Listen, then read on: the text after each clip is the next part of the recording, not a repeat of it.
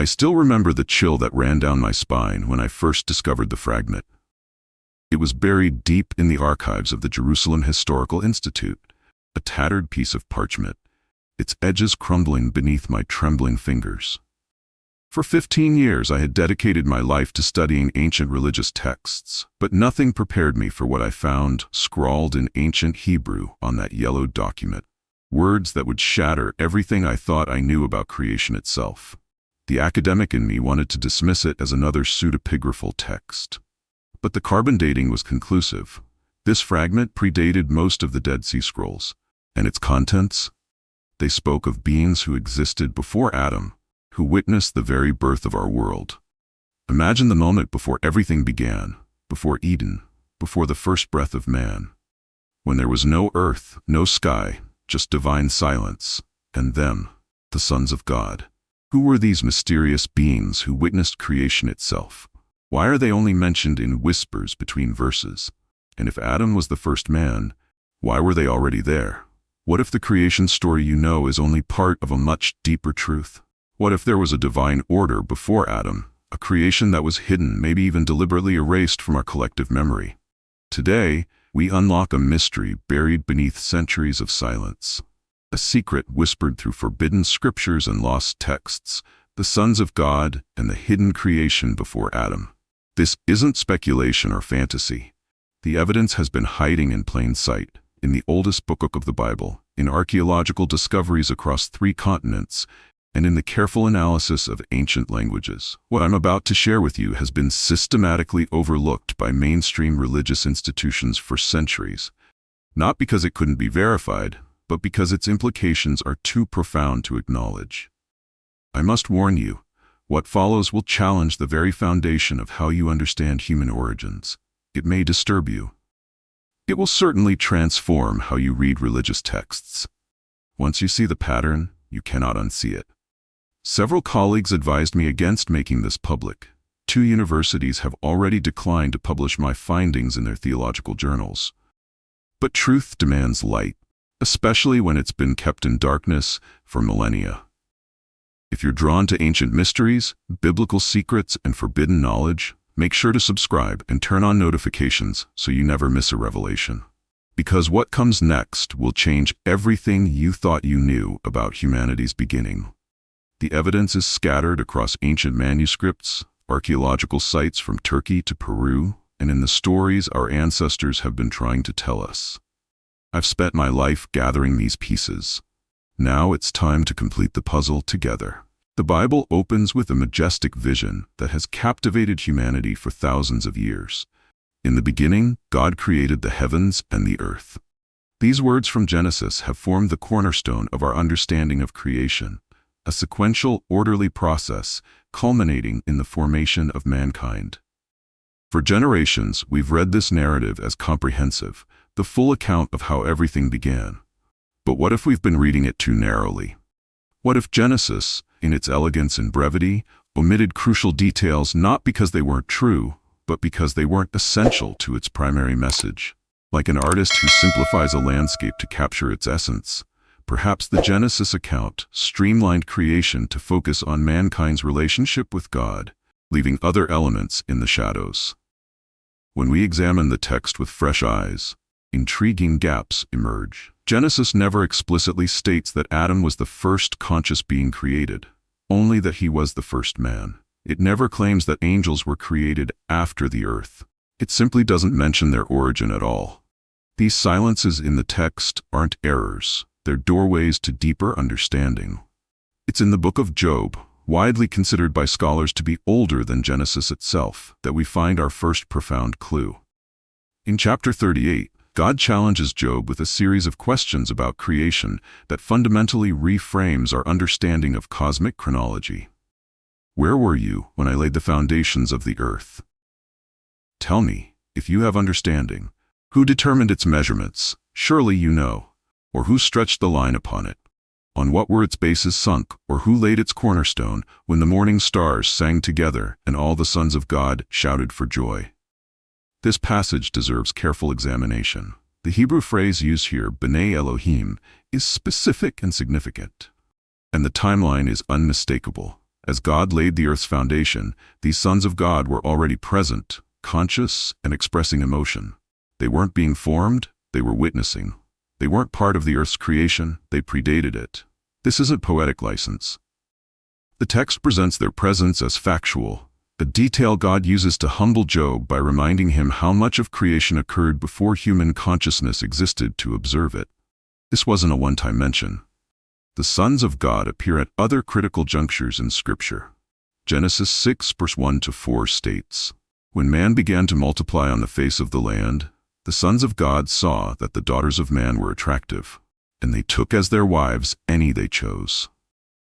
In Psalm 89 verse 6 we read, "For who in the skies can be compared to the Lord? Who among the sons of God is like the Lord?" Daniel 3 verse 25 describes a fourth figure in Nebuchadnezzar's fiery furnace as resembling a son of the gods. Each reference carries the same implication. These are beings of divine origin, distinct from humans, with a nature that allows them to traverse both divine and earthly realms. They aren't merely symbols or metaphors, they're presented as actual entities with agency and impact on cosmic history. The traditional narrative struggles to reconcile these passages. If angels were created after or alongside the earth, how could they witness its foundation? If Adam was the first conscious creation, who were these observers? These aren't minor inconsistencies, they're fundamental questions about the order of creation itself. The book of Jude references events not written in Scripture involving these beings. 2 Peter alludes to angels who sinned and were cast into hell. These passages suggest a complex narrative beyond what Genesis explicitly details, a narrative the biblical writers assumed their readers already knew from other sources. Consider too the curious phrasing in Genesis 1 verse 26, "Let us make man in our image." Who is included in this divine plural? The traditional explanation of the Trinity feels anachronistic in a thoroughly monotheistic Hebrew text. Could it instead reference a divine council of these pre-existing sons of God? This brings us to the critical questions that Orthodox theology has often sidestepped. Who exactly were these sons of God? When did they come into existence? What was their original purpose? Why are they described as sons rather than simply servants or messengers? The Genesis account begins with earth already existing but formless and void, the Hebrew tohu wabohu, suggesting not pristine nothingness but chaos, perhaps even ruin. Could this be the aftermath of events involving these earlier beings? Is Adam's creation not the first chapter of the cosmic story but a new beginning after previous events?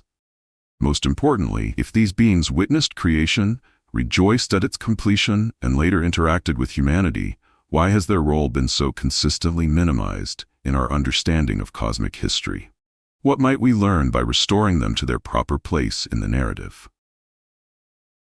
These aren't questions of idle speculation. They strike at the heart of our understanding of cosmic origins, the nature of divine creation, and humanity's place in a universe that may be far older and more complex than we've been led to believe. When we examine the original Hebrew text that mentions these mysterious beings, we find the term B'nai HaElohim, B'nai HaElohim, or its variant B'nai Elohim, B'nai Elohim. This precise terminology demands closer scrutiny than most translations allow. The term consists of two distinct parts, Bene, Beni, the plural construct form of Ben, meaning son, and Elohim, Elohim, the word commonly translated as God, but technically plural in form.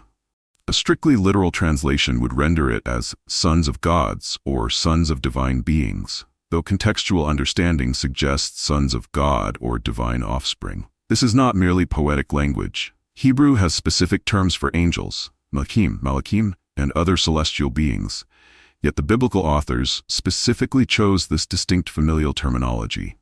The use of sons implies a relationship of derivation, inheritance, or likeness, not simply service or function. This suggests beings who share some essence or nature with divinity itself, not merely created servants. Professor Michael Heiser, scholar of Semitic languages, emphasizes that in the ancient Near Eastern context, the phrase unmistakably refers to divine beings of the heavenly host, members of God's divine council. The familial language indicates their higher status in the hierarchy of celestial beings, distinct from messenger angels or other created spirits. The interpretive struggle with this term becomes evident when we survey various translations across centuries. The Septuagint, LXX, the ancient Greek translation of Hebrew scriptures, renders Bene Elohim as Angeloi tu Theo, Agili tu Theou, or angels of God, in Job, inserting an interpretive lens that diminishes the familial aspect. The Targums, Aramaic paraphrases of the Hebrew Bible, sometimes substitute B'nai Rav Rabbah, sons of the mighty, for sons of God, reflecting Jewish reluctance to suggest divine plurality during the Second Temple period. Modern translations continue this interpretive tradition. The NIV renders Job 38:7 as all the angels shouted for joy, while the ESV preserves sons of God.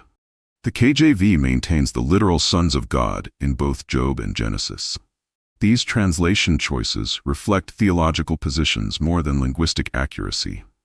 Dr. Ellen White of Oxford notes, the theological discomfort with these beings has led to a systematic reinterpretation that diminishes their significance. The familial language is precise and intentional in the Hebrew, suggesting beings with divine nature, not merely created servants. Contemporary biblical scholarship has increasingly acknowledged the importance of understanding ancient Hebrew texts within their cultural context, rather than through later theological frameworks. Dr. Michael Siegel of Hebrew University in Jerusalem argues, when we read these passages in their ancient Near Eastern context, it becomes clear that the sons of God were understood as divine beings who formed a kind of heavenly court. This concept appears throughout Mesopotamian, Ugaritic, and Canaanite literature, where divine assemblies were a common feature of cosmic governance. The discovery of the Ugaritic texts at Ras Shamra in 1929 provided crucial comparative material. These texts describe a divine council, El, headed by El, with sons of El, BNL, serving as subordinate deities.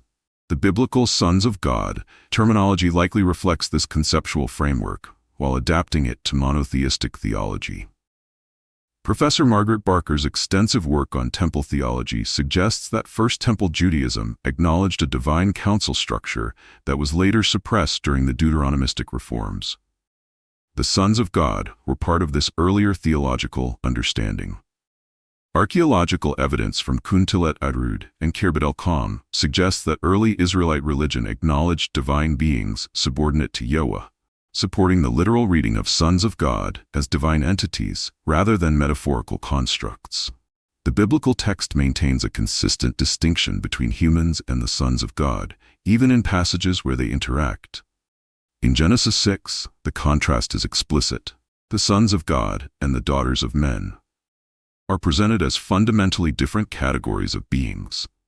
The Hebrew term for humans, Adam, is never applied to these divine sons, nor are they described using terminology generally reserved for terrestrial creatures.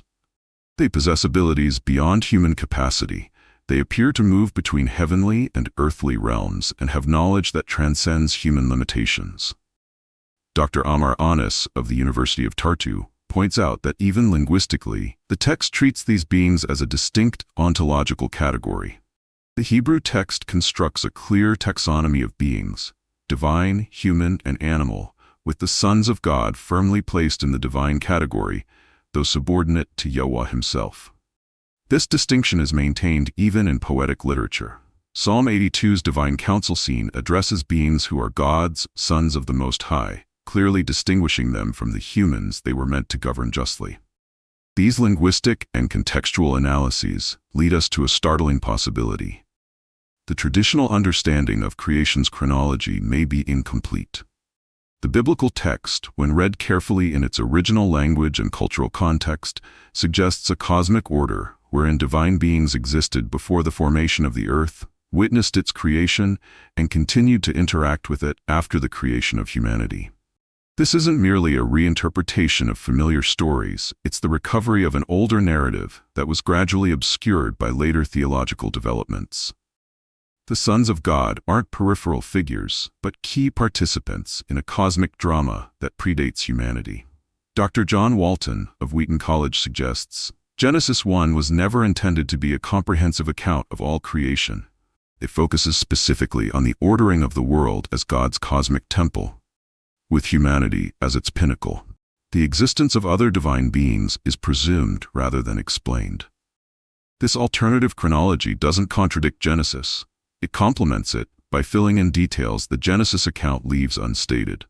It suggests a creation sequence where divine beings were formed first, followed by the heavenly realms they inhabited, then the physical cosmos including Earth, and finally the terrestrial creatures culminating in humanity.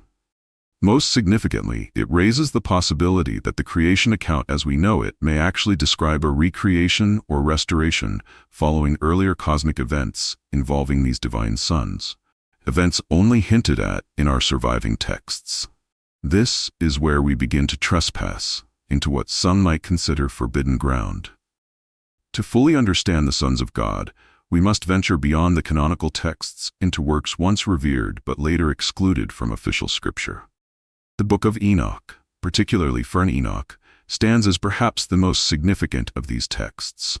Discovered in complete form among the Ethiopian biblical canon and later confirmed by fragments in the Dead Sea Scrolls, this ancient Jewish religious work dates to at least the 3rd century BCE, with portions possibly originating much earlier. Enoch was not always considered controversial. The New Testament Book of Jude directly quotes from it, treating it as authoritative. Early church fathers like Justin Martyr, Irenaeus, and Clement of Alexandria referenced it respectfully. It circulated widely among early Christian communities before gradually falling from favor during the 4th century standardization of the biblical canon. What makes the Book of Enoch so remarkable is its extensive elaboration on the sons of God, merely hinted at in Genesis. It names them, describes their organization, details their actions, and records their punishments. Far from vague entities, they emerge as specific beings with distinct identities and a complex history intertwined with humanity's earliest days. The text identifies a specific group of these sons of God, 200 in number, who descended to earth during the time of Jared, Enoch's father. Led by figures named Semyaza and Azazel, they took human wives and produced offspring, called Nephilim. More significantly, they taught humans knowledge previously restricted to the divine realm. The book contains detailed astronomical information, apocalyptic visions, and an elaborate angelology that expands far beyond anything in the canonical texts. Its existence and content raise profound questions. Why was such detailed information about these beings eventually considered too dangerous or inappropriate for the official canon? The discovery of the Dead Sea Scrolls near Qumran between 1947 and 1956 fundamentally transformed our understanding of ancient Jewish belief. Hidden for nearly 2,000 years, these texts provide a window into Jewish thought during the late Second Temple period. Among the most striking findings was the prevalence of Enochic literature and other texts concerning the sons of God. Multiple Enoch fragments were discovered, confirming the antiquity of these traditions. The sectarian community at Qumran possessed not just fragments but entire collections of works focused on angelic beings, heavenly ascents, and divine councils. The War Scroll, 1QM, describes a cosmic battle between the sons of light, led by the archangel Michael, against the sons of darkness led by Belial. The Songs of the Sabbath Sacrifice detail elaborate angelic hierarchies and heavenly worship. The Genesis Apocryphon expands the Genesis 6 account of the sons of God and their interaction with humanity.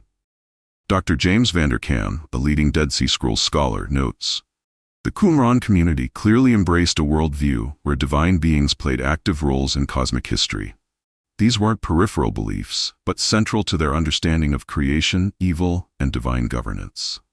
Most tellingly, the scrolls reveal that beliefs about the sons of God and their impact on human history weren't fringe ideas, but mainstream elements of Jewish thought in the centuries immediately preceding Christianity.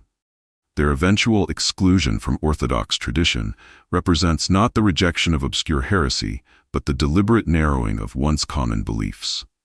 The story grows more complex when we consider the Nag Hammadi Library, a collection of 13 leather-bound codices discovered in Upper Egypt in 1945. Dating from the 3rd and 4th centuries CE, these primarily Gnostic texts offer yet another perspective on the Sons of God tradition. The Apocryphon of John speaks of archons, rulers of the lower heavens, who resemble the watchers of Enochic literature. The hypostasis of the archons retells the Genesis creation with extensive elaboration on heavenly beings. The origin of the world describes cosmic hierarchies reminiscent of those in Enochic literature. While Gnostic texts often reinterpret earlier traditions through their distinct theological lens, emphasizing the stark division between the material and spiritual realms, they preserve crucial elements of the Sons of God narrative, divine beings who transgressed boundaries, shared forbidden knowledge, and fundamentally altered humanity's trajectory. Professor Karen King of Harvard Divinity School observes, "These diverse texts, despite their theological differences, share a common conviction that the conventional creation narrative was incomplete.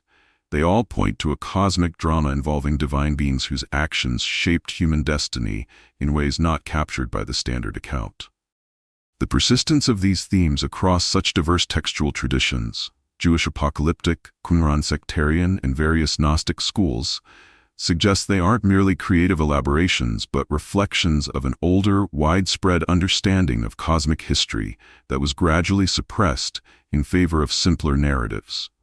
According to these extra-biblical sources, particularly the Book of Enoch, the sons of God who descended to earth were known as Watchers, Aramaic, Irin. Their original purpose, as their name suggests, was to observe, to watch over the earth and its developing order. Enoch describes their organization in specific terms. Led by 20 chiefs, each responsible for a group of 10, they were assigned to specific regions and functions. They held particular authority in the antediluvian world, serving as intermediaries between the divine and human realms. Their fall came not from their descent itself, which may have been sanctioned, but from their subsequent actions. Enoch records that they bound themselves by mutual oaths at their leader Semyaza's urging. Their transgression had multiple dimensions. First, they took human wives, producing hybrid offspring that grew to enormous stature and appetite, consuming resources and eventually turning against humanity. Second, and perhaps more significantly, they taught humans knowledge previously restricted to heaven. Azazel taught metallurgy and weaponry. Semyaza taught root cutting, pharmacology, and magic. Others taught astrology, cosmetics, writing, and various crafts. This transfer of knowledge represented a fundamental disruption of the divine order, humanity receiving capabilities before they had developed the wisdom to use them properly. The Book of the Watchers describes their punishment in vivid terms. Bound in specific valleys and depths of the earth, they await final judgment, while their spirits continue to exert influence as demons. Their leader Azazel bears particular responsibility, with fallen angels being bound after 70 generations. What makes this account so compelling is its explanatory power. It addresses the origin of advanced knowledge in early human civilization, the source of evil spirits, and the reason for the flood. All questions the canonical texts raise, but leave partially answered. These extra-biblical sources point toward a cosmic narrative far more complex than the simple progression from nothingness to order depicted in Genesis 1. They suggest a cycle of creation, corruption, judgment, and recreation, with the Genesis account potentially describing not the first creation but a restoration following earlier cosmic catastrophe. The Book of Jubilees, another ancient text found at Qumran, presents creation as a process of fixing or repairing a world already in existence but in a state of chaos. It portrays the sequential days of creation as acts of ordering rather than creating ex nihilo. This aligns with curious elements in the Genesis text itself.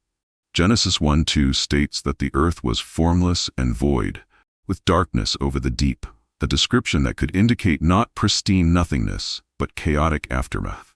The Hebrew word translated as was, haya, can also be rendered became in certain contexts, potentially suggesting transformation from a previous state. Several early church fathers, including Origen and Augustine, acknowledged the possibility of worlds before Adam. The Sefer HaBahir, an early Kabbalistic text, speaks explicitly of previous worlds created and destroyed before the current one. Professor John Sailhamer notes, the initial state described in Genesis may represent not the beginning of all creation, but a stage in an ongoing cosmic drama, a drama in which the sons of God had already played significant roles before human history began. This perspective sees Adam not as the first conscious being, but as the beginning of a new divine project following earlier creation and judgment, a restoration rather than an absolute beginning. The sons of God, as pre-existing divine beings, witnessed this new beginning just as they had witnessed, and perhaps participated in, earlier cosmic epochs. Most radically, this theory suggests that Genesis 1:11 represents not comprehensive cosmic history, but a carefully edited account focusing specifically on the creation of the current world order and humanity's place within it, deliberately omitting details about previous cosmic ages and their inhabitants that were preserved in other textual traditions. The most widely accepted interpretation among early Jewish and Christian scholars identifies the sons of God as angels, but not ordinary messenger angels. Rather, they were members of an elite celestial order that stood in the highest courts of heaven. This theory draws strong support from both biblical and extra-biblical sources. In the book of Daniel, we encounter beings called princes who oversee nations. Daniel 10 verse 13 mentions the prince of Persia, who withstood an angelic messenger for 21 days until Michael, one of the chief princes, came to help. These aren't human rulers, but powerful spiritual entities with governance over earthly realms. Psalm 82 depicts a divine council where God stands among the gods and judges these divine beings for failing to maintain justice on earth. This psalm, challenging to interpret in strictly monotheistic frameworks, makes perfect sense if understood as addressing high-ranking angelic rulers tasked with overseeing earthly justice. The Dead Sea Scrolls elaborate on this angelic hierarchy. The War Scroll describes precise ranks and divisions of angels. The Song of the Sabbath Sacrifice details the heavenly priesthood and its structure. These texts consistently portray a complex celestial government with clearly defined roles and responsibilities. Dr. Michael Heiser argues, the biblical writers understood the cosmos as governed by a divine council structure, with Yahweh as the supreme monarch and various ranks of divine beings serving different functions. The sons of God were high-ranking members of this council, divine governors, not mere messengers. What distinguishes this view from simplistic angelology is its emphasis on these beings' authority and autonomy. Unlike messenger angels who merely deliver divine communications, these heavenly governors exercised delegated authority over creation. They could make decisions and, critically, could choose to disobey. Their rebellion, according to this theory, wasn't merely insubordination, but cosmic treason, divine beings abusing their authority to pursue their own desires rather than fulfilling their appointed roles. This explains the severity of their punishment as described in extra-biblical sources. The Book of Enoch names specific angelic leaders, Semyaza, Azazel, Armaros, and others, each with distinct responsibilities and teachings they wrongfully shared with humanity. This specificity suggests not generic angels, but individual divine beings with unique identities and roles. The primary strength of this theory is its consistency with ancient Near Eastern understanding of divine councils and celestial hierarchies, while remaining compatible with monotheistic theology. It explains the sons of God as created beings, but ones of exceptional rank and authority, beings entrusted with cosmic governance and therefore capable of cosmic disruption when they rebelled. A more esoteric interpretation, found particularly in Jewish mystical traditions, identifies the sons of God as pre-existing souls or primordial spiritual entities that predated physical creation. Kabbalistic teachings, especially from the Zohar and earlier mystical texts, speak of souls that existed in divine realms before the material world was formed. These weren't merely plans or concepts, but conscious entities with identity and purpose, emanated from the divine essence before physical creation began. The 16th century Kabbalist Isaac Luria developed the concept of Adam Kadmon, the primordial spiritual human that contained all souls that would later inhabit physical bodies. According to this teaching, these souls were aspects of divine light that existed in perfect unity before being individuated and eventually embodied. This concept finds potential biblical support in passages like Jeremiah 1:5. Before I formed you in the womb, I knew you. Before you were born, I set you apart, suggesting a pre-embodied existence. Similarly, Ecclesiastes 12:7 states that at death, the spirit returns to God who gave it, potentially implying its pre-existence with God. Rabbi Moshe Chaim Luzzatto wrote in the 18th century, "The souls of humanity were created at the very beginning. They existed in the divine realm until being sent to inhabit bodies at their appointed times." This theory provides an alternative understanding of the sons of God as pre-existing spiritual entities, not angels per se, but primordial souls or divine emanations. Their descent represents not physical movement from heaven to earth, but a spiritual descent from higher to lower realms of existence. Under this interpretation, the Watchers were souls of particularly high spiritual rank who descended further than intended, becoming excessively entangled with material existence. Their taking of wives symbolizes their inappropriate attachment to physical passions and desires. Rabbi Shimon Bar Yochai, traditional author of the Zohar, taught that before embodiment, souls exist in sublime spiritual states. Those who descend inappropriately or become too attached to physical existence fall from their original purpose. The concept of tikkun in Kabbalistic thought, the restoration of divine light to its proper place, can be understood as the correction of this primordial descent. In this framework, Adam represents not the first created consciousness but a special creation designed to begin the process of cosmic restoration after previous disruption. While less widely accepted in mainstream theology, this theory offers explanatory power for the distinctive language used about the sons of God and their relationship to both divine and human realms. A third approach, often called the gap theory or ruin reconstruction theory, proposes that Genesis 1:1 and 1:2 are separated by an enormous, unspecified time gap during which an earlier creation existed, fell into ruin, and was judged. This theory hinges on a particular reading of Genesis 1:2. The traditional translation, "the earth was formless and void," could alternatively be rendered, "the earth became formless and void." The Hebrew verb haya can indeed mean became in certain contexts, as in Genesis 19:26, where Lot's wife became a pillar of salt. If this alternate translation is valid, it suggests that the earth was not initially created in a chaotic state, but fell into that condition as a result of some catastrophic event, potentially the judgment of a prior world system that included the sons of God. Thomas Chalmers, a Scottish theologian, popularized this view in the early 19th century. It was later developed by scholars like G.H. Pember in Earth's Earliest Ages, 1876, and Arthur C. Custance in Without Form and Void, 1970, who assembled detailed linguistic arguments for this interpretation. The Hebrew phrase tohu wabohu, translated as formless and void, appears only one other time in Scripture, Jeremiah 4:23-26, where it clearly describes a state of judgment and destruction, not primordial nothingness. This passage strikingly parallels Genesis 1:2, mentioning earth becoming formless and void, darkness, mountains trembling, and the absence of humanity.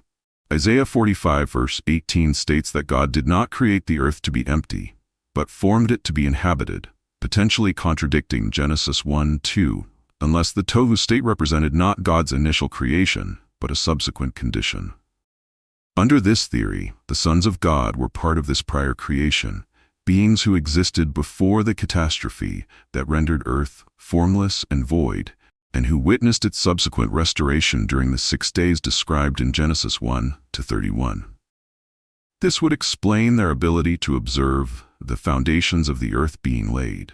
They were witnessing not the initial creation ex nihilo, but the reconstruction of a world they had known before its ruin. The theory provides context for Satan's presence in Eden as an already fallen being, the judgment of angels mentioned in 2 Peter and Jude, and the complex cosmology described in extra-biblical sources. These theories find striking parallels in mythologies across ancient cultures, suggesting they may preserve fragments of a once widespread understanding of cosmic history. Ancient Mesopotamian myths speak of divine beings who crafted worlds and witnessed their destruction. The Enuma Elish describes a divine council and cosmic battles before the creation of the present world. The Atrahasis epic details divine beings growing displeased with their lot and rebelling against established order. In Egyptian tradition, texts like the Book of the Heavenly Cow describe a time when Ra ruled directly on earth before a rebellion forced a separation of divine and human realms. The creator god Ptah fashioned a divine council to govern creation. Greek mythology similarly describes the Titans, powerful divine beings, who were imprisoned in Tartarus after losing a cosmic war. Intriguingly, Greek tradition also includes a deluge sent specifically to address the problem of human-divine interbreeding and its consequences. Professor Walter Burkert noted that these cross-cultural similarities suggest not mutual borrowing, but common inheritance from earlier traditions now lost. The consistency of these patterns, divine councils, cosmic rebellions, divine human interbreeding, and world-cleansing catastrophes, across cultures with minimal contact suggests they may reflect dim memories of actual events, rather than mere parallel mythological developments. Norse mythology's Ragnarok cycle of world destruction and renewal, Hindu concepts of cosmic cycles, and Mayan beliefs about successive world ages all reflect similar understandings of cosmic history as cyclical rather than linear, with divine beings playing crucial roles in transitions between world ages. While mainstream scholarship often treats these as independent mythological developments, the consistent presence of divine councils, heavenly rebellions, and succession of world ages across disparate cultures raises the possibility that they preserve in mythologized form aspects of cosmic history omitted from canonical texts but preserved in traditions like the Book of Enoch. The physical evidence for advanced ancient civilizations remains one of the most compelling aspects of this investigation. Across the globe, megalithic structures challenge conventional understanding of ancient technological capabilities. At Göbekli Tepe in southern Turkey, massive stone pillars, weighing up to 20 tons, were precisely carved and arranged in circular formations at least 11,600 years ago, 7,000 years before Stonehenge, and 6,000 years before writing was supposedly invented. The pillars feature sophisticated relief carvings of animals and abstract symbols that suggest complex symbolic thinking and astronomical knowledge. Lead archaeologist Klaus Schmidt observed, "The people who built this site were far more capable and complex than we previously understood. This is not the work of simple hunter-gatherers, but of a sophisticated society with specialized knowledge." In Malta, the megalithic temples of Wat Erchim, Menadra, and others, dating to approximately 3600 BCE, display remarkable astronomical alignments and engineering precision. Their builders somehow manipulated stone blocks weighing up to 50 tons with perfect precision without modern technology. Baalbek in Lebanon features the largest known cut stones in the world. The famous trilithon includes 3 stones weighing approximately 800 tons each, precisely cut and moved to their current position through means that remain unexplained. These sites share common characteristics. They appear with remarkable sophistication without clear evolutionary development. They demonstrate knowledge of astronomy, mathematics, and engineering that was supposedly unavailable to their builders. And they often show evidence of sudden abandonment rather than gradual decline. If we consider the possibility that the sons of God transmitted advanced knowledge to early humans as described in the Book of Enoch, these archaeological anomalies become more comprehensible. The text specifically mentions that the Watchers taught humanity metallurgy, astronomy, mathematics, medicine, and various crafts, precisely the knowledge required to create such structures. Indigenous traditions worldwide preserve stories of a great flood that destroyed an advanced earlier civilization. Native American tribes from the Hopi to the Maya maintain oral histories of previous world ages ended by catastrophe. In South America, Andean cultures preserve stories of giants who inhabited the earth in earlier times and built massive structures. The physical evidence neither proves nor disproves the existence of the sons of God, but it does challenge the conventional narrative of steady human technological progression and suggests the possibility of lost knowledge and capabilities. Exactly what the Book of Enoch describes as the consequence of the Watchers' forbidden teachings. The descent of the Watchers represents more than simple disobedience. It constitutes a fundamental violation of cosmic order. According to the Book of Enoch, these weren't impulsive actions, but deliberate transgressions of established boundaries between divine and human realms. The text describes their descent with chilling precision. And it came to pass when the children of men had multiplied, in those days beautiful and comely daughters were born to them. And the watchers, the children of heaven, saw and lusted after them, and said to one another, Come, let us choose wives from among the daughters of men and beget children. Their leader, Simyaza, recognized the gravity of their intended action. The text continues, Then Simyaza, who was their leader, said unto them, I fear that you will not indeed agree to do this deed, and I alone shall pay the penalty of a great sin. And they all answered him and said, Let us all swear an oath, and bind ourselves by mutual imprecations not to abandon this plan. This wasn't mere attraction or momentary weakness. It was conspiracy. 200 divine beings, gathered on Mount Hermon according to the text, swore solemn oaths to violate the established boundary between heaven and earth. They bound themselves to a course of action they knew violated divine order. Dr. Margaret Barker argues, this wasn't simply angels behaving badly. The text presents this as a deliberate rebellion against established boundaries, divine beings choosing to abandon their appointed roles and transgress into the human sphere in ways that fundamentally altered creation's trajectory. The violation had three crucial dimensions. First, by taking human wives, they created an unauthorized union between divine and human realms. Second, by producing offspring, they introduced beings that belonged fully to neither realm. And third, by teaching forbidden knowledge, they disrupted humanity's intended developmental timeline. Rabbi Eliezer in the ancient Midrashic text, Pirkei de Rabbi Eliezer notes, they cast off the heavenly yoke and took to themselves wives from the daughters of men. The imagery of casting off a yoke suggests not just sin but rebellion, the deliberate rejection of divine authority and appointed purpose. This cosmic violation represented not just individual transgressions but a systematic effort to remake the relationship between heaven and earth according to their own desires rather than divine design. Perhaps the most consequential aspect of the Watchers' transgression was their transmission of knowledge that humanity was never meant to possess. At least not at that stage of development. The Book of Enoch catalogs this forbidden knowledge with remarkable specificity. According to the text, Azazel taught men to make swords and knives and shields and breastplates, and made known to them the metals of the earth and the art of working them, and bracelets and ornaments, and the use of antimony, and the beautifying of the eyelids, and all kinds of costly stones, and all coloring tinctures. Semyaza taught enchantments and root cuttings, essentially sorcery and pharmacology. Armaros taught the resolving of enchantments. Barakijal taught astrology. Kokabel taught the constellations. Ezekiel taught the knowledge of the clouds. Arakiel taught the signs of the earth. Shamziel taught the signs of the sun. Sariel taught the course of the moon. This wasn't beneficial education but dangerous premature enlightenment, knowledge given before humanity had developed the moral wisdom to use it properly.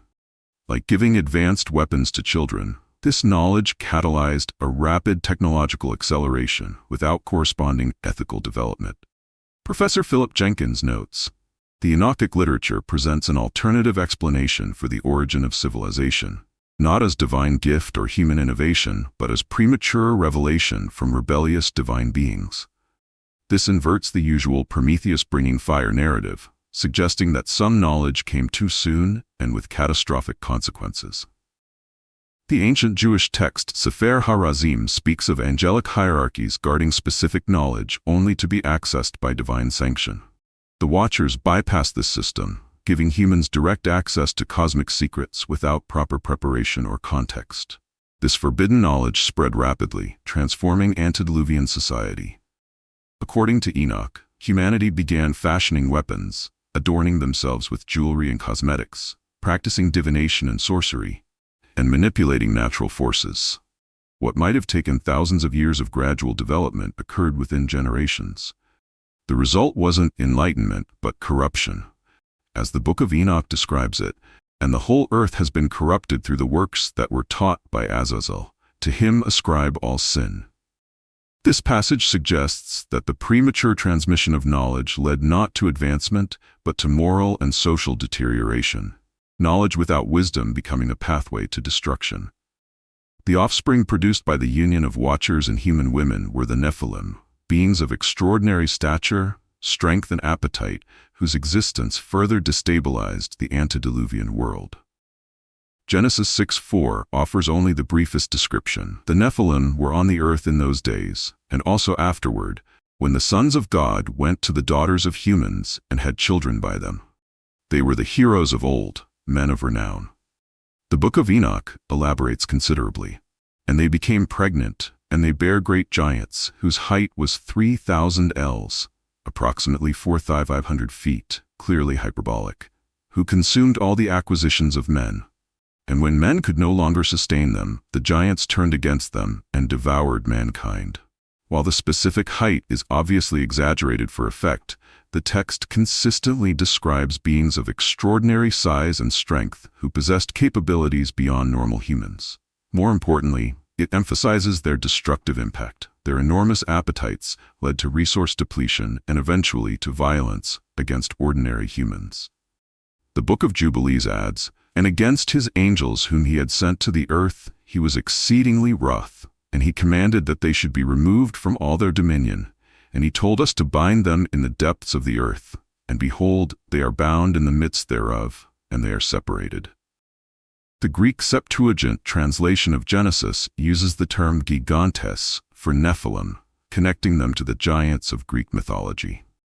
This translation choice suggests that ancient translators saw parallels between the biblical Nephilim and the Titans or giants of Greek tradition, beings of divine parentage and extraordinary power who rebelled against cosmic order.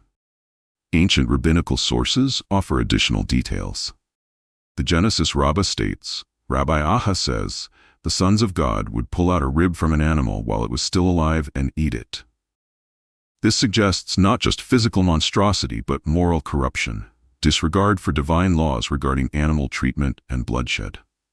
The Testament of Reuben describes them as watchers who were in transgression with the daughters of men, whose bodies were as mountains, tall as cedar trees, whose feet were as strong as hardened rock. These vivid descriptions emphasize not just size, but otherworldly strength and resilience. These hybrid beings represented a fundamental disruption of cosmic categories. Neither fully divine nor fully human, they inhabited a problematic middle ground that violated the created order. Their very existence represented ongoing evidence of the Watcher's transgression and the corruption of the human bloodline. The combined effect of the Watcher's rebellion, forbidden knowledge, and the Nephilim's existence created a profound cosmic imbalance that threatened the entire created order. The Book of Enoch describes a world spiraling into chaos, and the whole earth has been corrupted through the works that were taught by Azazel. And then all the righteous ones who escape, together with their children, will be gathered, but they will see the giants are our enemies destroyed by fire. This wasn't merely a moral crisis, but an existential one. The text describes the earth itself crying out against the violence. And now, behold, the souls of those who have died are crying and making their suit to the gates of heaven, and their lamentations have ascended, and cannot cease because of the lawless deeds which are wrought on the earth. Jubilees emphasizes how this disruption affected the natural order. And lawlessness increased on the earth, and all flesh corrupted its way, alike men and cattle, and beasts and birds and everything that walks on the earth. All of them corrupted their ways and their orders. This suggests not just human corruption, but a comprehensive ecological crisis affecting all living things. In Kabbalistic tradition, this moment is seen as a shattering of vessels, a cosmic rupture where divine light and order spilled into chaos. Rabbi Isaac Luria taught that such cosmic disruptions create fundamental imbalances, requiring comprehensive divine intervention to restore. The medical metaphor of infection seems particularly apt. What began as localized transgression, 200 watchers taking human wives, spread rapidly through the transmission of knowledge and the proliferation of the Nephilim, until it threatened all earthly life. Like a patient with systemic infection, the antediluvian world had reached a point where radical intervention became necessary for survival. This cosmic destabilization explains why the flood wasn't merely punitive but restorative. Not just punishment for sin, but a necessary cleansing to prevent complete dissolution of the created order. The world had become so fundamentally imbalanced that only a comprehensive reset could restore proper function. The divine response to this cosmic crisis unfolds in multiple stages, each addressing different aspects of the corruption. First came the binding of the Watchers themselves. The Book of Enoch describes this in vivid detail. And again the Lord said to Raphael, "Bind Azazel hand and foot, and cast him into the darkness, and make an opening in the desert, which is in Dudael, and cast him therein, and place upon him rough and jagged rocks, and cover him with darkness, and let him abide there forever, and cover his face that he may not see light." This wasn't merely imprisonment, but cosmic quarantine, the complete removal of corrupting influences from the created order. Similar judgments fell upon the other rebellious Watchers, with various archangels tasked with their capture and confinement. Second came the elimination of the Nephilim. The Book of Enoch describes divine decree that the Nephilim should war against each other.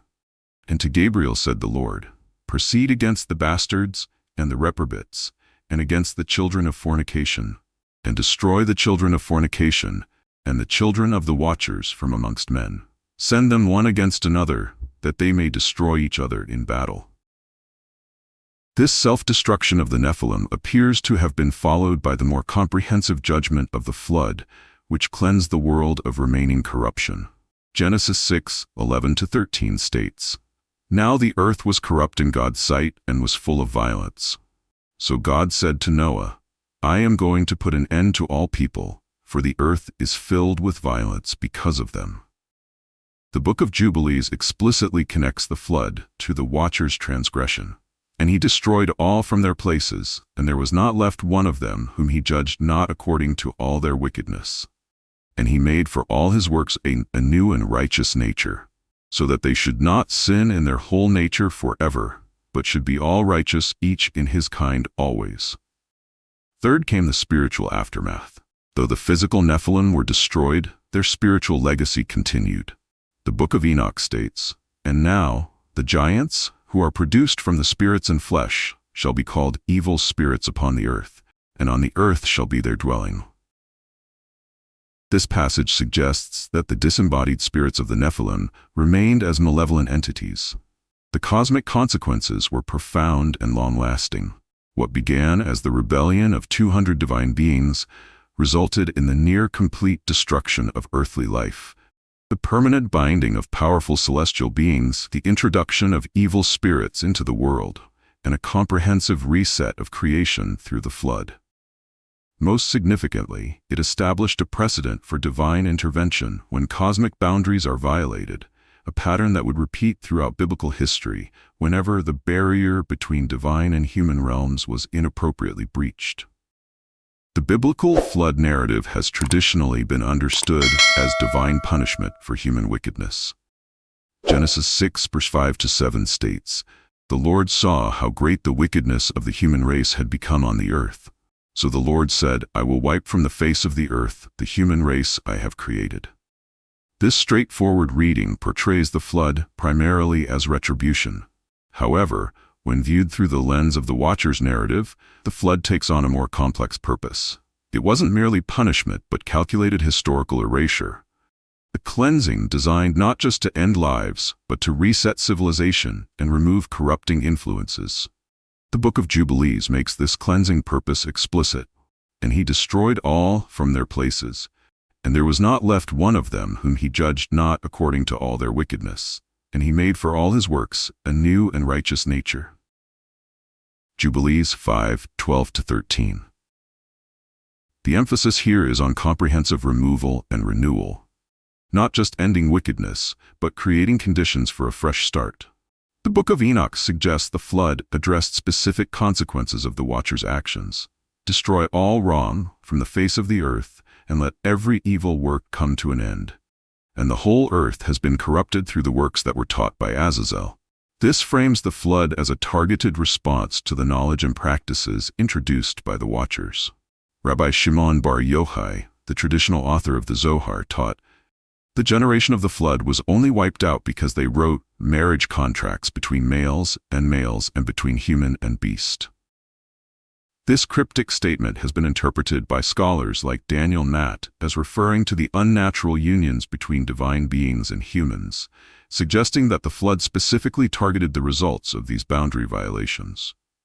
Professor Robert Alter notes, the Hebrew term for corrupt used in Genesis 6:11-12 has connotations of both moral corruption and physical ruin or destruction. This dual meaning suggests that the pre-flood world suffered not just moral decline, but a fundamental distortion of its intended nature, requiring not just punishment, but comprehensive reconstitution.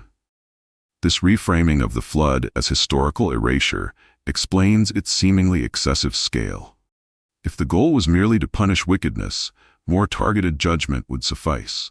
But if the goal was to remove all traces of corrupted knowledge, practices, and bloodlines, to essentially restart human civilization without the premature advancement introduced by the Watchers, then only a comprehensive cleansing would accomplish this purpose. The flood represented the physical dimension of this cosmic reset, but biblical and extra-biblical sources suggest a corresponding informational and cultural erasure that accompanied it. The Book of Jubilees describes not just physical destruction, but a comprehensive restructuring of knowledge and social order after the flood. It portrays Noah receiving direct divine instruction about proper calendar systems, religious practices, and social laws. Essentially a divinely sanctioned replacement for the knowledge previously transmitted by the Watchers. The selective preservation of knowledge appears intentional. Noah, according to various traditions, preserved only approved forms of knowledge, while allowing corrupted knowledge to perish. The ancient text, The Life of Adam and Eve, describes Seth inscribing pre-flood knowledge on two pillars, one of brick and one of stone, to survive catastrophe, suggesting careful curation of what information would survive. Genesis itself contains curious silences.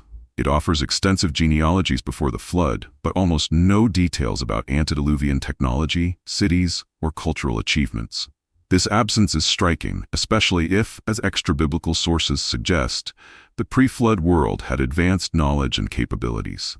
The narrative seems deliberately focused on moral and spiritual conditions, while omitting details about material civilization. Professor William Dever observes, ancient texts often reveal as much through their silences as through their statements. The absence of detailed descriptions of pre-flood civilization in Genesis contrasts sharply with its detailed genealogies and moral assessments, suggesting intentional omission rather than ignorance. The post-flood confusion of languages at Babel can be seen as part of this ongoing process of knowledge containment. The text explicitly connects this event to concern about human technological advancement. The Lord said, "If as one people speaking the same language they have begun to do this, then nothing they plan to do will be impossible for them." This suggests divine intervention specifically to limit human knowledge sharing and technological development. Biblical scholar Nahum Sarna notes that Babel represents an endeavor to establish a world order that excludes God, continuing the pattern established by the Watchers of inappropriate human advancement outside divine parameters. Even linguistic evidence suggests deliberate obscuring of pre-flood realities. Genesis uses the term Nephilim without explanation, as if assuming readers already understood the reference. Later biblical texts like Numbers 13:33 reuse the term without clarification. This suggests a cultural memory that the canonical texts acknowledge but don't fully explain, references to a reality the texts themselves do not completely disclose. Despite this apparent historical erasure, physical evidence remains that challenges conventional understanding of ancient capabilities, artifacts and structures that align remarkably well with the capabilities the Book of Enoch attributes to Watchers-influenced civilization. Megalithic sites across the globe share puzzling commonalities. Precise astronomical alignments, massive stone blocks moved and fitted with inexplicable precision, and sudden appearance of advanced techniques without clear developmental progression. Pumapunku in Bolivia features multi-ton stone blocks cut with such precision that modern steel tools would struggle to replicate the work. These blocks include complex geometrical shapes with precise inside corners and drill holes that would challenge contemporary stonemasons. More puzzling still, these advanced techniques appear without evidence of developmental stages. as if the knowledge arrived suddenly rather than evolving gradually. Archaeologist Dr. Arthur Poznański observed, "The technical sophistication evident at Puma Punku appears without precedent, as if the knowledge was introduced fully formed rather than developed through generations of incremental advancement." At Sacsayhuan in Peru, massive limestone blocks weighing up to 200 tons were fitted together with such precision that a knife blade cannot be inserted between them. These irregularly shaped blocks form perfect interlocking patterns without mortar, demonstrating three-dimensional mathematical modeling that would challenge modern engineers. The extensive underwater structures off Japan's Yonaguni Island, featuring right angles, straight walls, and precise orientations, continue to divide scholarly opinion about whether they represent natural formations or ancient construction. If artificial, they would have been constructed over 10,000 years ago when the area was above water level. In Lebanon, the foundation stones at Baalbek include the largest cut stones in the ancient world, with individual blocks weighing up to 800 tons. These blocks were quarried, transported, and precisely positioned through means that remain unexplained by conventional archaeological understanding. These sites share key characteristics.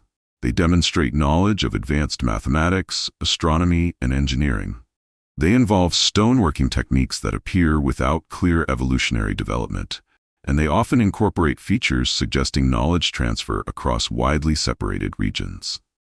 Dr. Robert Schoch of Boston University notes, "The pattern we see repeatedly is not gradual development, but apparent quantum leaps in capability, followed by periods of stagnation or regression. Exactly what we would expect if knowledge were introduced externally rather than developed organically."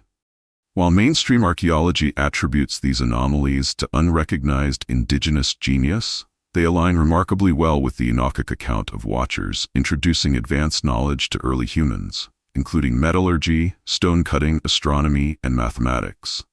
Intriguingly, indigenous traditions worldwide preserve accounts that parallel the Watchers narrative. Stories of advanced beings who shared knowledge with early humans, of giants who once inhabited the earth, and of a devastating flood, sent specifically to address problems caused by inappropriate knowledge transfer or boundary violations. Native American traditions from diverse tribes share striking parallels. Hopi legends speak of previous worlds destroyed by catastrophe when humans misused knowledge and violated spiritual laws. Their traditions describe the Kachinas, advanced beings who taught humans agriculture, astronomy, and ceremonial knowledge. The Navajos speak of the Anasazi, or Ancient Ones, who possessed extraordinary knowledge but disappeared after some catastrophic event. Cherokee traditions describe a race of giants who once inhabited North America but were destroyed for their arrogance and violence. In South America, numerous indigenous traditions describe gods who came from the heavens, bearing gifts of knowledge. The Inca preserves stories of Viracocha, who taught human civilization after a great flood. Aztec tradition speaks of Quetzalcoatl, who brought knowledge of agriculture, mathematics, and astronomy. African traditions likewise preserve accounts of advanced beings sharing knowledge with early humans. The Dogon of Mali maintain traditions about the Namo, amphibious beings who descended from the stars to bring civilization and knowledge. Their astronomical traditions include detailed information about the Sirius star system that has puzzled anthropologists. Australian Aboriginal traditions, among the oldest continuous cultural memories on Earth, include Dreamtime, stories of ancestral beings who shaped both landscape and human society. Many of these traditions specifically mention a race of giants who once inhabited the continent. Professor Vine Deloria Jr. noted in his work, Red Earth, White Lies, that indigenous oral histories often preserve accurate information about geological events and ancient conditions that Western science has only recently confirmed.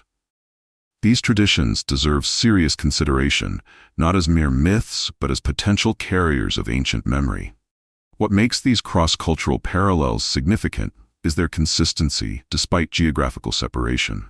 Common elements include advanced beings who share knowledge with early humans, a race of giants resulting from some form of inappropriate mixing, a catastrophic flood specifically targeting the results of this knowledge transfer or boundary violation, a post-flood restructuring of human society under new guidelines. This global pattern suggests not independent mythological development, but preservation of memories of actual events. Precisely what we would expect if the Watcher's narrative described real historical occurrences whose memories survived despite attempts at historical erasure. The flood narrative itself appears with remarkable consistency across disparate cultures worldwide, with specific details that align with the Watcher's account, rather than representing generic disaster stories.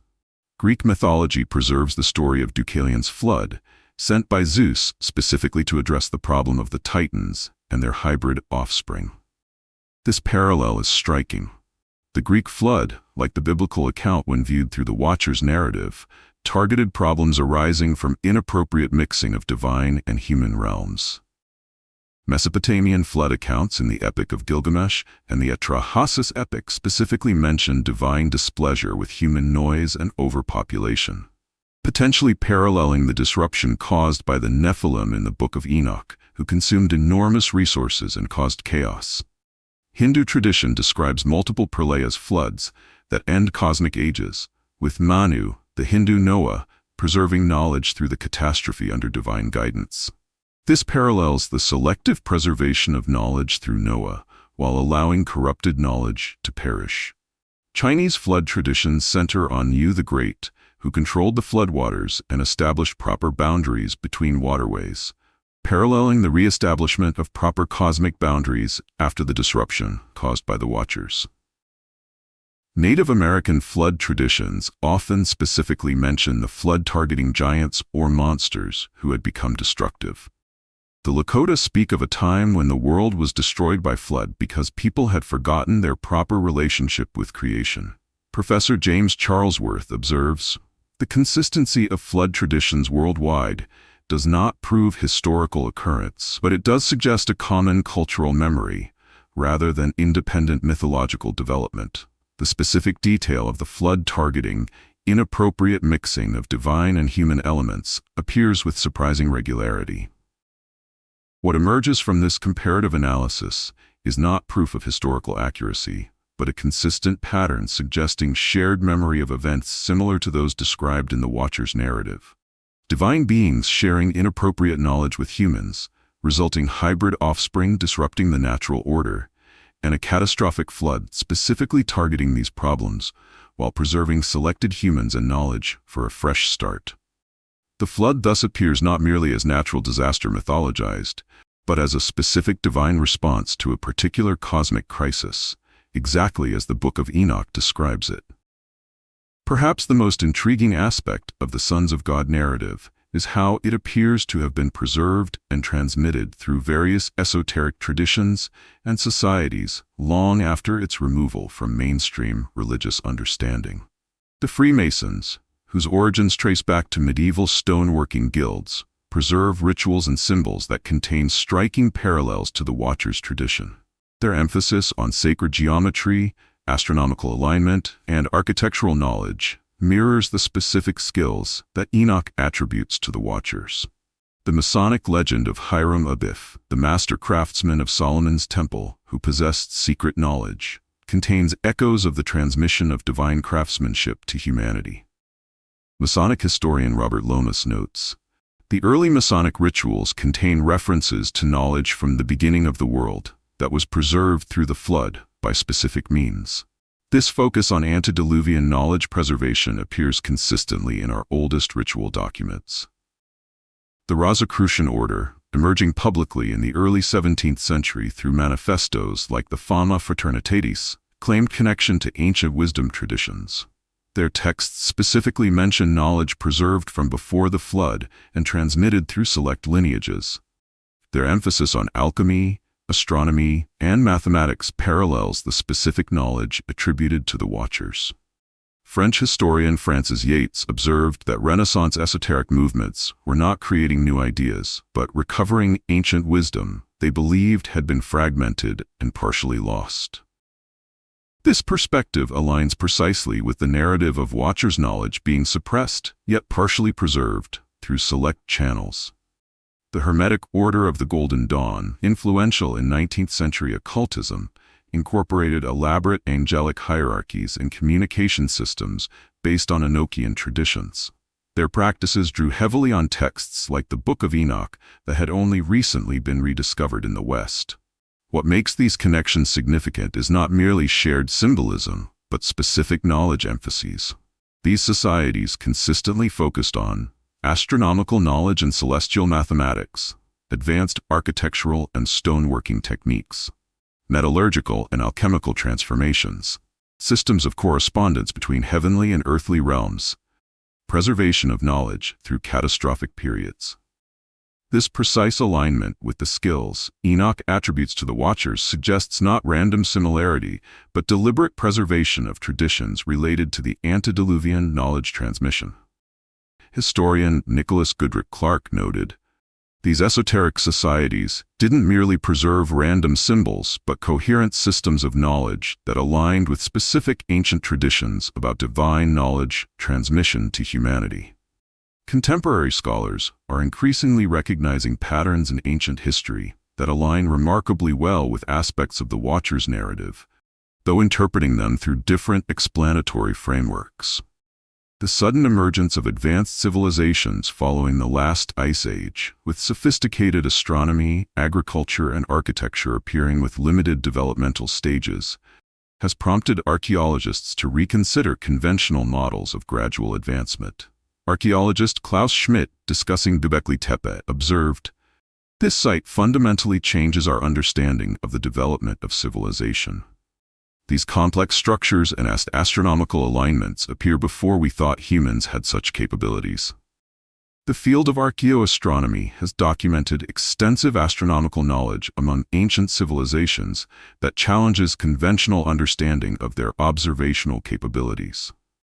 Sites from Stonehenge to the pyramids of Giza demonstrate precise stellar alignments and mathematical relationships that suggest sophisticated understanding beyond what their technological development would predict. Dr. Anthony Aveni, founder of the field of archaeoastronomy, notes, "The astronomical knowledge embedded in ancient structures worldwide suggests either much longer periods of systematic observation than we've recognized or some form of knowledge transfer we don't yet understand." Anthropologists have documented curious patterns of sudden cultural advancement followed by periods of stagnation or regression across diverse ancient civilizations, a pattern more consistent with external knowledge introduction than organic development. Catastrophism, the theory that Earth's geology and biological development have been shaped by sudden, violent events rather than gradual processes alone, has gained increased scientific legitimacy in recent decades. This parallels the Watchers' narrative's emphasis on catastrophic intervention rather than gradual development alone. Paleoanthropologist Richard Leakey observed, "The pattern of human development shows curious leaps that challenge simple linear evolutionary models. These discontinuities deserve closer examination." Historical linguists have documented curious patterns of ancient language development, including the sudden emergence of complex grammatical systems and writing without clear developmental stages. The abrupt appearance of Sumerian cuneiform with its sophisticated structure has particularly challenged conventional models of linguistic evolution. These contemporary scientific observations don't prove the Watchers' narrative, but demonstrate that many of its core patterns, sudden knowledge advancement, catastrophic intervention, and preservation of sophisticated information through unlikely channels, align with patterns researchers are identifying through conventional methodologies. Recent archaeological discoveries continue to challenge the conventional timeline of human technological development in ways that parallel the Watchers' account of advanced antediluvian knowledge. The site of Gunung Padang in Indonesia, initially believed to be a natural hill with a small temple on top, has been revealed through recent geophysical surveys to be an immense pyramid-like structure with multiple layers dating back as far as 25,000 years, far earlier than conventional understanding of advanced human construction. Lead researcher Dr. Danny Hillman Natawadjaja noted, The structure's size, complexity, and age challenge everything we thought we knew about the capabilities of hunter-gatherer societies. This suggests either a complete rewriting of human technological development or some form of knowledge transfer we haven't accounted for. At Göbekli Tepe in Turkey, excavations have revealed increasingly sophisticated architectural elements, including water management systems and acoustic features that seem impossibly advanced for their historical context. Carbon dating places these achievements around 9,600 BCE, before the development of pottery, writing, or even settled agriculture according to conventional timelines. The recent underwater discoveries off the coast of India near Gujarat reveal advanced urban structures now submerged by rising sea levels following the last ice age. These structures include geometric layouts and sophisticated construction techniques previously thought impossible for their time period. In the genetic realm, recent studies have identified puzzling patterns in human DNA. A 2013 study published in the American Journal of Human Genetics identified a Y chromosomal atom significantly older than previously thought, suggesting complex patterns of human genetic development that don't align with simple linear models. The discovery of Denisovan DNA and its widespread distribution among modern populations has revealed complex patterns of interbreeding among early human groups. While conventional science attributes this to normal hominin interactions, the pattern of genetic transfer mirrors aspects of the Nephilim narrative of non-human genetic influence entering the human bloodline. Harvard geneticist David Reich observed, "The genetic evidence increasingly reveals that human development was far more complex than we previously understood. With multiple episodes of genetic exchange between diverse populations, we're still working to characterize." Archaeological discoveries of unusually large human remains continue to emerge, though they're generally explained through conventional medical conditions like gigantism. Nevertheless, sites from Nevada to Romania have unearthed skeletal remains of individuals of extraordinary height, paralleling ancient accounts of giants. These discoveries don't validate supernatural explanations, but demonstrate that the patterns described in the Watcher's narrative, advanced antediluvian knowledge, unusual genetic patterns, and outsized physical specimens continue to find curious parallels in contemporary scientific discovery. The modern era has witnessed a surge in documented observations of unexplained aerial phenomena that echo ancient accounts of divine or extra-dimensional visitation. While these observations have conventional explanations, the patterns they display show intriguing parallels to the Watcher's narrative. In 2017, the New York Times revealed the Pentagon's Advanced Aerospace Threat Identification Program, which had been investigating unexplained aerial phenomena for years. The program's director, Luis Elizondo, stated that the objects demonstrated capabilities far beyond current human technology, including instantaneous acceleration, hypersonic velocities without visible propulsion, and transmedium travel between air and water. In 2021, the Office of the Director of National Intelligence released a preliminary report acknowledging 144 documented military encounters with unexplained aerial phenomena since 2004, with only one conclusively identified. The report specifically noted that these objects demonstrated advanced technology without visible propulsion systems. Former Deputy Assistant Secretary of Defense for Intelligence Christopher Mellon observed, "These objects demonstrate extremely advanced capabilities that represent a technology level beyond any known terrestrial development."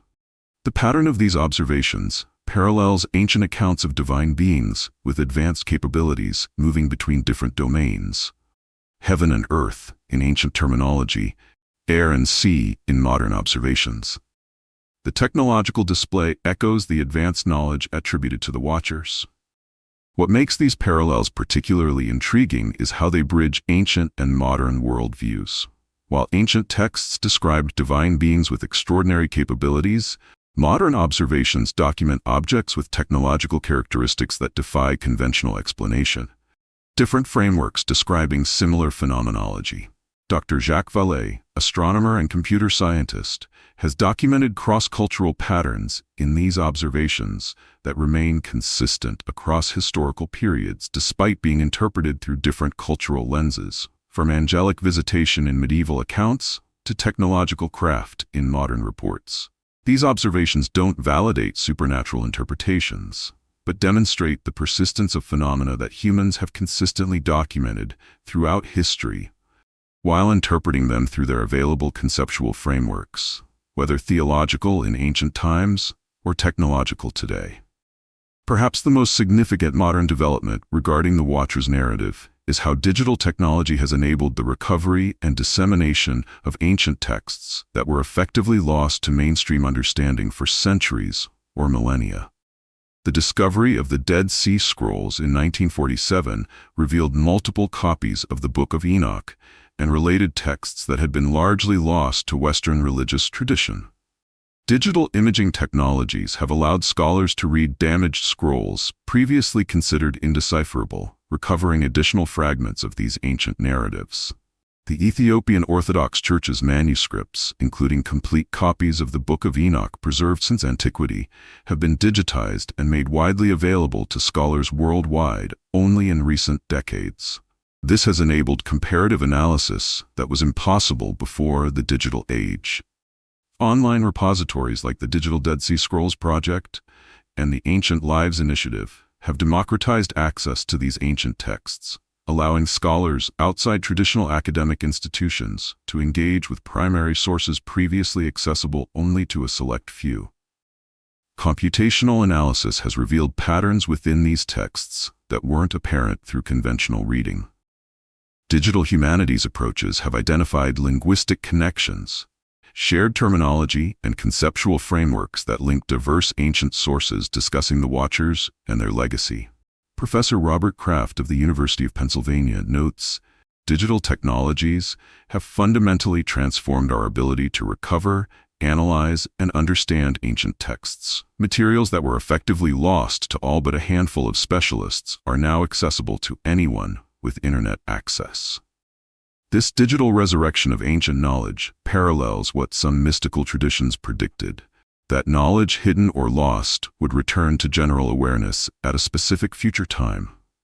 While these traditions framed this as prophetic revelation, the mechanism has proven to be technological preservation and distribution. The Essenes who preserved the Dead Sea Scrolls apparently believed these texts should be hidden until a future age when they would be needed. Their preservation in sealed jars in desert caves achieved precisely this purpose, with modern technology enabling their recovery and interpretation millennia later.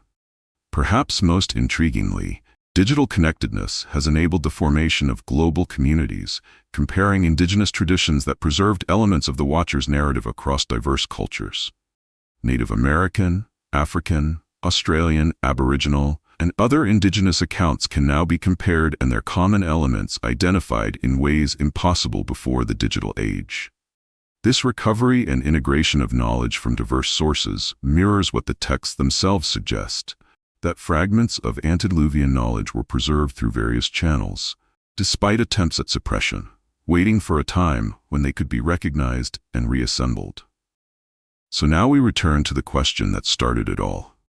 Was Adam truly the beginning, or merely the beginning again? The evidence we've examined points toward a cosmic narrative far more complex than conventional understanding suggests.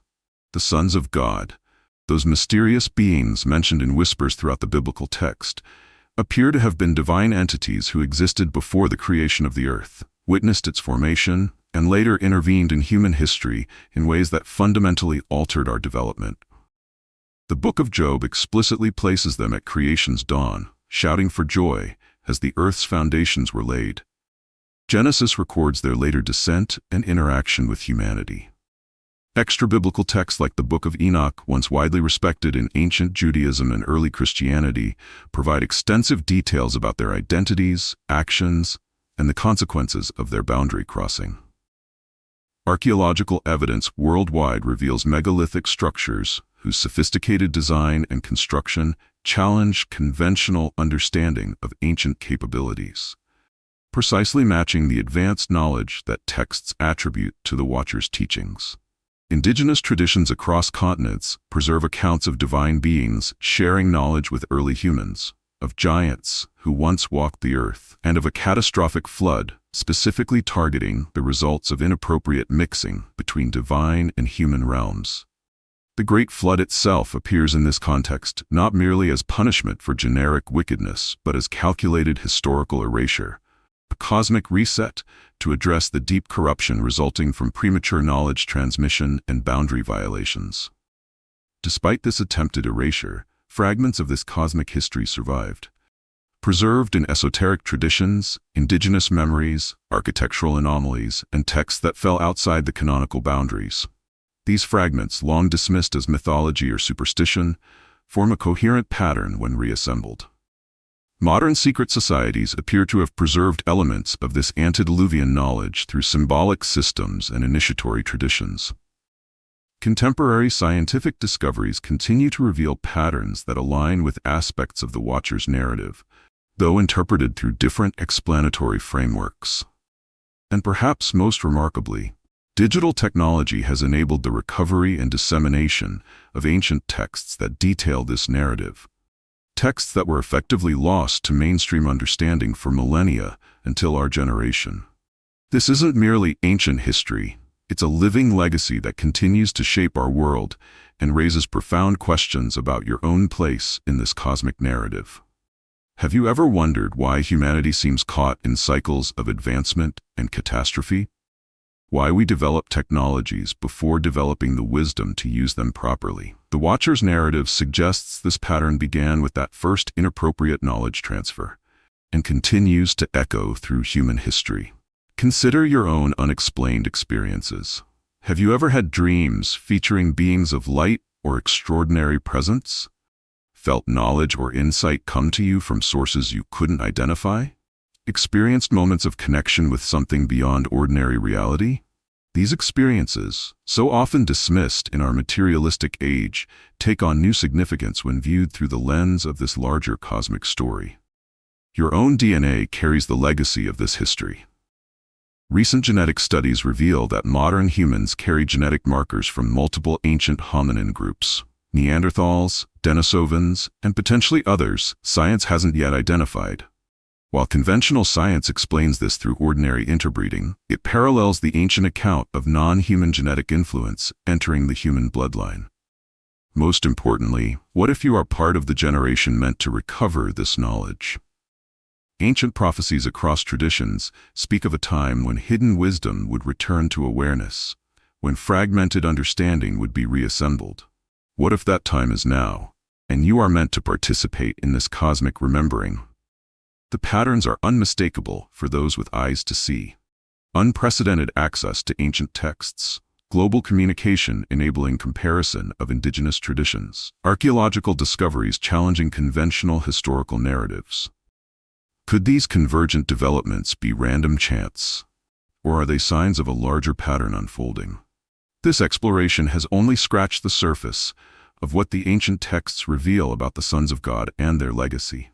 In upcoming investigations, we'll delve deeper into specific aspects of this cosmic history that deserve focused attention. We'll examine the Book of Giants, fragments discovered among the Dead Sea Scrolls that provide the Nephilim's own perspective on these events.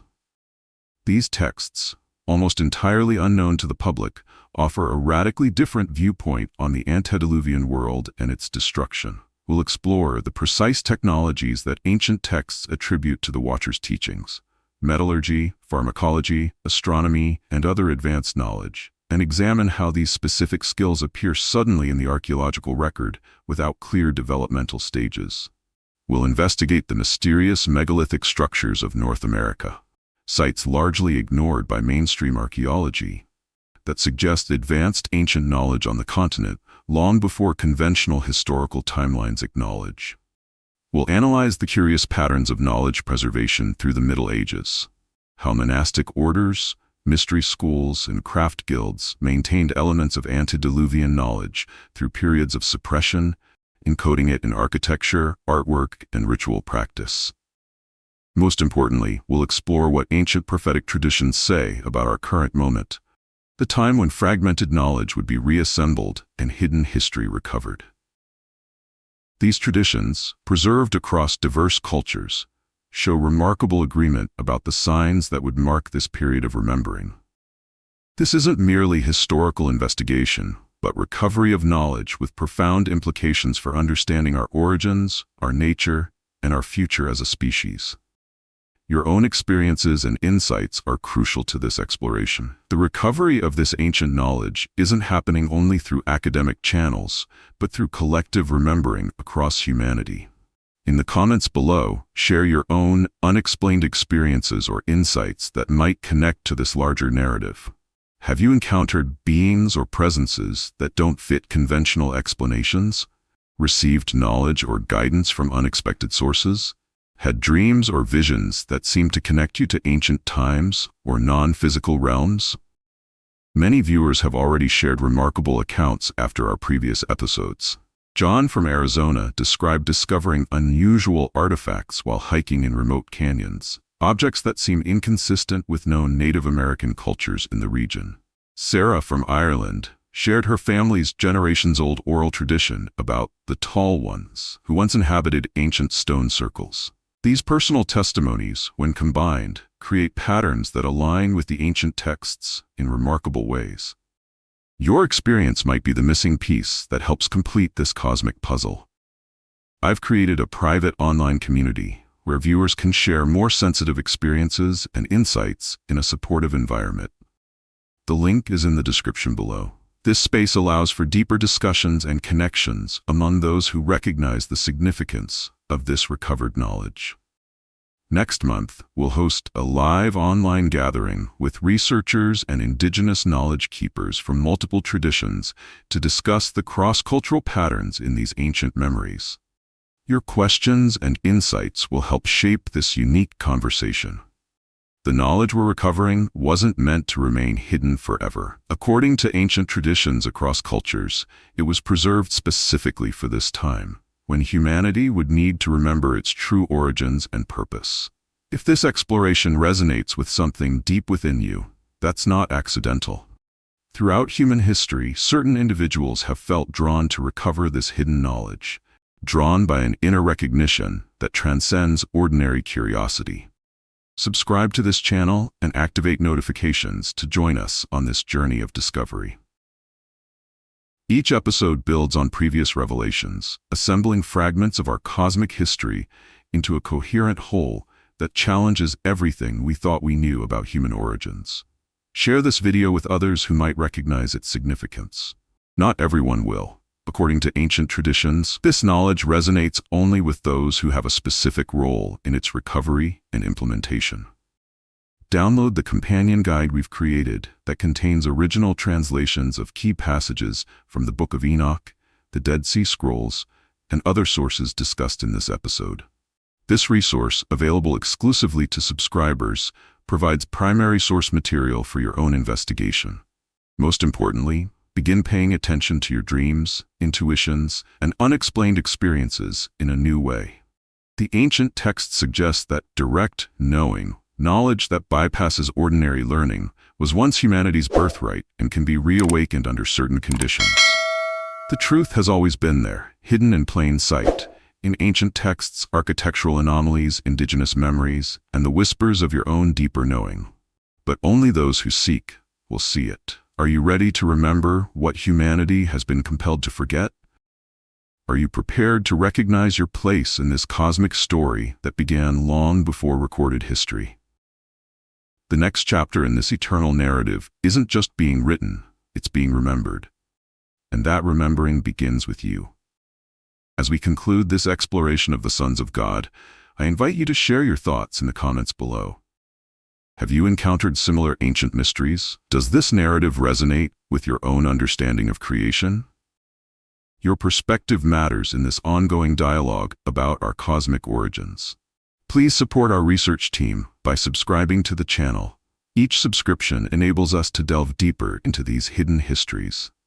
If you found value in this revelation, consider sharing this video with friends and family who appreciate profound mysteries. A simple like helps our content reach others searching for these ancient truths.